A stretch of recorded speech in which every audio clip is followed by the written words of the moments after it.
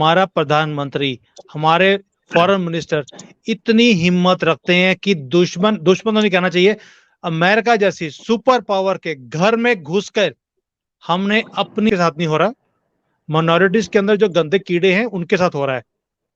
So you have to be. इसी के साथ इनके साथ एक सवाल और जुड़ा हुआ है, वो है अपने ही सगे भाई से शादी करना। चीज है, भारत में माइनॉरिटीज की बात करती है कि यहां पर शोषण हो रहा है, लेकिन पाकिस्तान में जाकर पाकिस्तान में जो माइनॉरिटीज हैं उनको लेकर कुछ नहीं कहते। बर्नी सैंडर्स को भी और इल्हान उमर को भी, हम ये नहीं करेंगे, हम ये नहीं करेंगे, हम इधर नहीं जाएंगे, तुम्हारी 2 कौड़ी की औकात नहीं, कोई नहीं पूछता तुम्हें, ठीक है, भागो यहां से, चलो यहां से।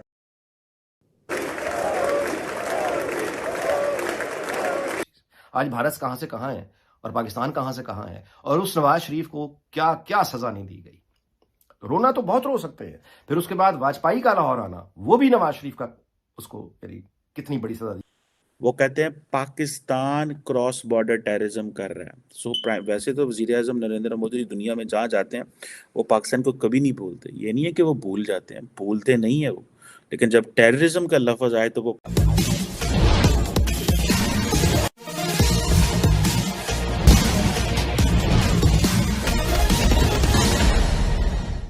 अमेरिका की महिला मुस्लिम सांसद इल्हान उमर जो भारत के खिलाफ मुसलमानों को लेकर एजेंडा चलाती है, उनका भारत के खिलाफ एजेंडा चलाना महंगा पड़ा। दरअसल ये चर्चा में तब आई थी जब इन्होंने अपने भाई से ही शादी कर लिया था। इन्हें पाकिस्तान की खुफिया ISI एजेंसी का एजेंट भी माना जाता है, लेकिन इनको ऐसा करारा जवाब मिला। आइए सुनते हैं। यहाँ पे माइनॉरिटीज के साथ बड़ा बुरा हाल हो रहा है। आई सेड माइनॉरिटीज के साथ नहीं हो रहा, माइनॉरिटीज के अंदर जो गंदे कीड़े हैं उनके साथ हो रहा है। So you have to be specific कि हम किसके साथ क्या कर रहे हैं। They are cockroaches for us, और कॉकरोच का काम एक ही होता है, चप्पल से मारना, and that is exactly what we are doing. वो हिंदू है, मुसलमान है, हमें फर्क नहीं पड़ता भाई। सबसे पहला एनकाउंटर जो हुआ था वो विकास दुबे का हुआ था यूपी के अंदर, एंड योगी जी ने और मोदी जी ने एक ही बात बोली है कि उग्रवाद और जो ये गलत एलिमेंट्स हैं इसका कोई रिलीजन से मतलब ही नहीं है। सो ये जो एक परसेप्शन है कि माइनॉरिटीज, ये एक गलत परसेप्शन जानबूझ के बनाया गया है, सिर्फ इसलिए कि इंडिया को घेरा जाए, जहां पर घेरने की उनकी मंशा होती है। इसका रियलिटी से लेना देना ही नहीं है। एंड सेकेंडली, रोहित भाई, जो हम कर रहे हैं, भुगत तो हम रहे हैं ना। वो अमेरिका में बैठ के जितना मर्जी हल्ला करते रहे, जो लोग हमें तंग करते थे वो तंग हम हुए हैं, वो तंग नहीं हुए वहां पर। दरअसल पाकिस्तान परस्त डेमोक्रेटिक पार्टी की सांसद इल्हान उमर अफ्रीकी मूल की हैं।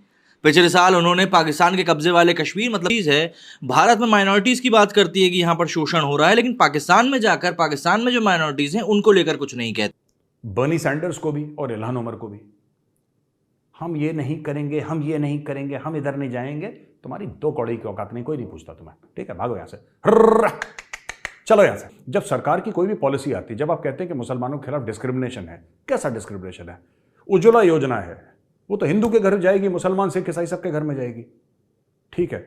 अगर कोई और हेल्थ की पॉलिसी है, वो तो सबके पास जाएगी। पानी जाता है, अब जैसे पानी का पाइप लगा, बोला कि साहब आपके घर में, मेरे घर में, ठीक है।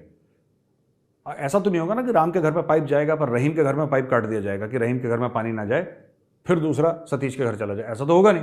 वो जब पानी जाता है तो सबके घर में जाता है, बिजली जाती है सबके घर में जाती है। तो इज इट कि देखो, वो कहते हैं पाकिस्तान क्रॉस बॉर्डर टेररिज्म कर रहा है। वैसे तो वज़ीर आज़म नरेंद्र मोदी दुनिया में जहाँ जाते हैं वो पाकिस्तान को कभी नहीं भूलते। ये नहीं है कि वो भूल जाते हैं, भूलते नहीं है वो, लेकिन जब टेररिज्म का लफ्ज़ आए तो वो पाकिस्तान को ऐड कर लेते हैं, अदरवाइज वो पाकिस्तान को याद नहीं करते।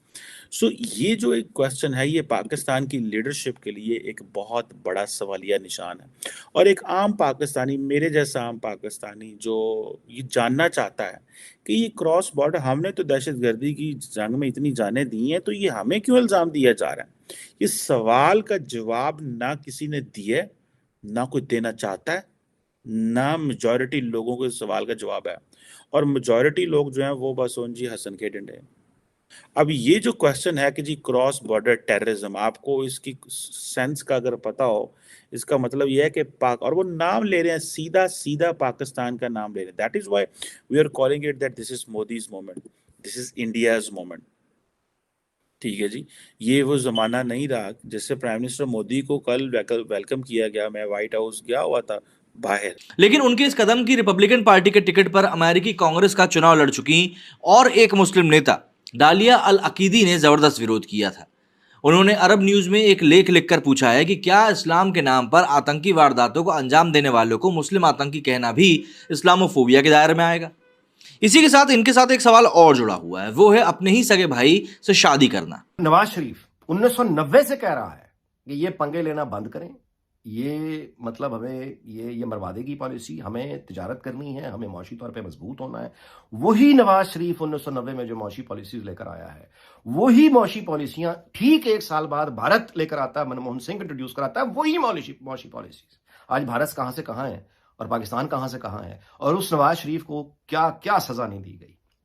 रोना तो बहुत रो सकते हैं, फिर उसके बाद वाजपेयी का लाहौर आना, वो भी नवाज शरीफ का, उसको कितनी बड़ी सजा दी गई, कारगिल किया गया, नुकसान किसका हुआ, पाकिस्तान का हुआ। तो अब रोना रो सकते हैं माजी का, ठीक है, लेकिन बजाय रोना रोने के मेरा ख्याल है कि आज की बात ये देखनी चाहिए कि जनरल कमर जावेद बाजवा अपने दौर में ये जो बार बार नेशनल डायलॉग में वो जो अपनी ख्वाहिश का इजहार करता था कि अब मुल्कों के तरक्की करने का, इंडिविजुअल मुल्क तरक्की कर जाए, दौर गुजर गया, अब रीजन तरक्की किया करते हैं। और भारत के साथ बहरहाल उसकी बहुत ख्वाहिश थी कि हमारी ताल्लुकात बहाल हो जाए। वो जनरल कमर बाजवा की ख्वाहिश नहीं थी, वो इदारा यानी आला तरीन सतह पर ये बात।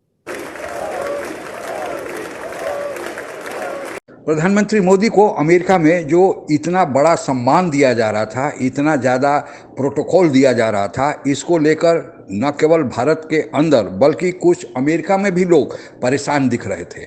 और उनमें से 3 तो मुस्लिम सांसद जो महिलाएं थी वही थी, वे भारत में हो रहे मुसलमानों पर, माइनॉरिटीज पर अत्याचार का बहाना लेकर उसका बाइकाट किया था। हालांकि एक चौथे सांसद जो पुरुष थे, उन्होंने बाद में माफ़ी मांग लिया कि उन्हें अपनी बेटी की शादी में जाना है, इसलिए वे दोनों सदनों के संयुक्त अधिवेशन को, जिसे प्रधानमंत्री मोदी संबोधित करेंगे, उसका वे बाइकाट नहीं कर रहे हैं, बल्कि वे अनुपस्थित रहेंगे।